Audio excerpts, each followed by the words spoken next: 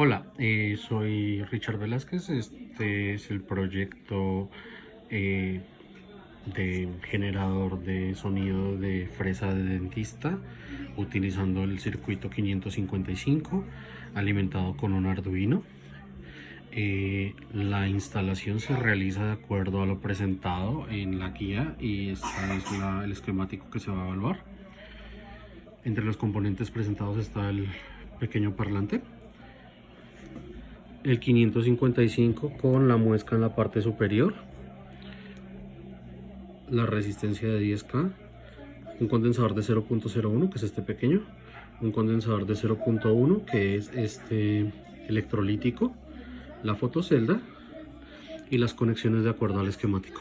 La alimentación está siendo proporcionada por un Arduino Uno y el cual se va a conectar a continuación.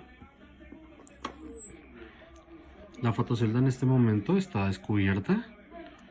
Cuando se cubre totalmente,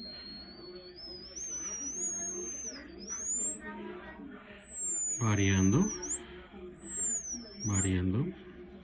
dependiendo la distancia del dedo a la fotocelda y lo oscura que quede la fotocelda es el tono del circuito.